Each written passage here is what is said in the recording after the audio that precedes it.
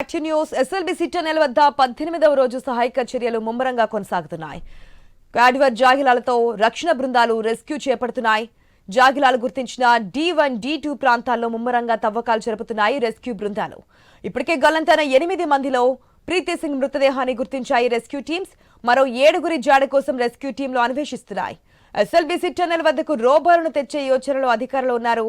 అన్ని రోబో బృందాలతో పాటు మొదటి షిఫ్ట్లో 110 మంది సహాయక బృంద సభ్యులు సహాయక చర్యల్లో పాల్గొననున్నారు.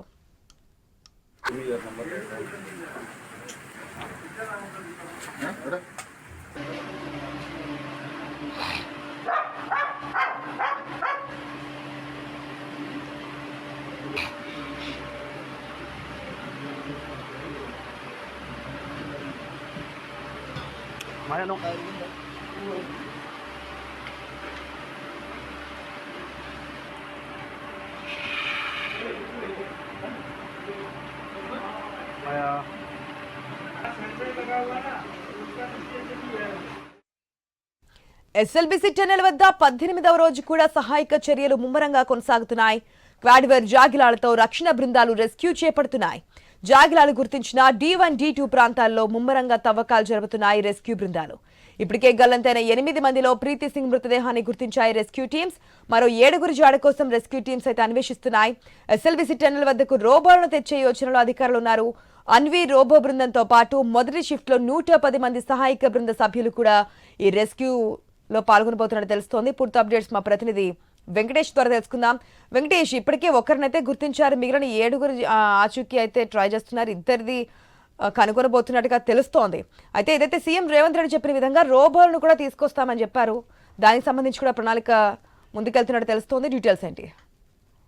ఆశ, ఎస్ఎల్బీసీ వద్ద సహాయక చర్యలు అయితే ముమ్మరంగా సాగుతున్నాయని చెప్పొచ్చు. 18వ రోజు కూడా అంటే 2 రోజుల క్రితం ఒక మృతదేహం బయటపడడం, దానికి సంబంధించి అతని స్వస్థలాన్ని కూడా తరలించారు. మరో 7 మందికి అన్వేషణ కోసం అయితే, వారి జాడ కోసం అయితే ముమ్మరంగా అయితే సహాయక చర్యలు అయితే సాగుతూనే ఉన్నాయి. దీనికి సంబంధించి ఇప్పటికే 13.85 కిలోమీటర్ వద్ద ఎక్కడైతే టీబీఎం మిషన్ ప్రమాదం జరిగిందో అక్కడి నుంచి ఆ టీబీఎం మిషన్ కు కటింగ్ చేసి దాని విడి భాగాలు అయితే బయటికి తెస్తున్నారు. ఈ నేపథ్యంలో అక్కడి వరకు అయితే మానవ సహాయం అయితే చేయవలసి వస్తుంది. అంటే రెస్క్యూ టీం అయితే ముందరికి సాగే పరిస్థితి లేదు. ఈ నేపథ్యంలోనే ఇప్పటికే సీఎం రేవంత్ రెడ్డి సూచనల మేరకు రోబోలను కూడా, అంటే ఆన్వీకి సంబంధించిన సంస్థకు సంబంధించిన రోబోలను కూడా ఈ రోజు సంఘటనా స్థలానికి తీసుకొని వచ్చారు. రోబోలకు సంబంధించిన 2 రోబోలు వచ్చాయి ఇక్కడ సంఘటనా స్థలానికి. ఆ రోబోలను కూడా టన్నెల్ లోపలికి తీసుకెళ్తున్నారు సహాయక బృందం. అంటే ముఖ్యంగా ఎక్కడైతే మానవ ప్రయత్నం లేకపోవడం, అంటే మానవుల టీబీఎం మిషన్ కు అవతలకి వెళ్ళలేని పరిస్థితిలో రెస్క్యూ టీం ఉంది కాబట్టి ఈ రోబోలో సహాయం తీసుకున్న పరిస్థితి కనిపిస్తుందని అధికారులు చెప్తున్నారు. ఈ నేపథ్యంలో రోబోలు ఖచ్చితంగా ఏవైనా ఆనవాళ్లు లేదా అవశేషాలు ఖచ్చితంగా గుర్తించే అవకాశాలు అయితే స్పష్టంగా ఉన్నాయని రెస్క్యూ టీం కూడా చెప్తున్నాయి. ఇప్పటికే టన్నెల్లో చిక్కుపోయిన వారిని 7 మందిని కూడా బయటికి తీసేందుకైతే విశ్వ ప్రయత్నాలు చేస్తున్నారు.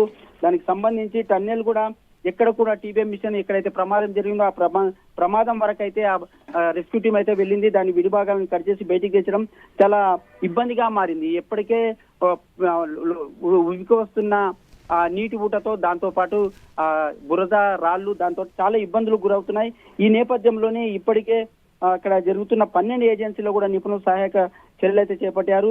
ముఖ్యంగా ఎక్కడైతే టన్నెల్ కు సంబంధించిన టీబీఎం మిషన్ దాటుకుంటూ వెళ్ళవలసిన పరిస్థితిలో ఉందో అక్కడికి మాత్రం వెళ్ళలేని పరిస్థితి ఉంది.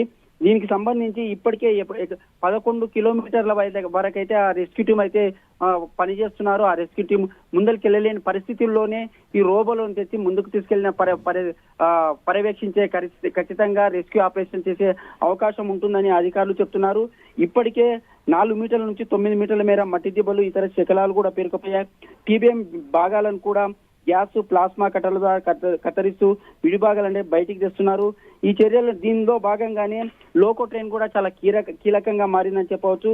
సహాయక చర్యలో ఇప్పటి వరకు కూడా 18 రోజులు కూడా ఆ లోకో ట్రైన్ లో ఏదైతే సామాగ్రి అక్కడ బురద కానీ ఇతర శకలాలు కానీ దాన్ని తరలించేందుకైతే దాన్ని పనిచేస్తుందని చెప్పొచ్చు. ఒకవేళ లోకో ట్రైన్ కూడా మన ఇబ్బందులు తలెత్తే అవకాశం ఉందని కూడా అధికారులు పర్యవేక్షణ చేస్తున్నారు. దానికి సంబంధించిన మరమ్మతులు కూడా చేస్తున్నారు. ఈ 18వ రోజు కూడా ఖచ్చితంగా ఈ రోజు రోబోలు టన్నెల్లోకి వెళ్లి మధ్యాహ్నం లేదా సాయంత్రం వరకు దాని పరిస్థితిని, అక్కడ ఉన్న పరిస్థితులని ఇప్పటికే దాంతో జీపీఆర్ రాడార్ సాయంతో పాడార్ జాగిలాలతో ఇప్పటికే గుర్తించిన ప్రాంతాలలో తవ్వకాలు జరిపారు. ఆ తవ్వకాలలోనే గురుప్రీత్ సింగ్ మృతదేహం కూడా లభించింది. రైట్.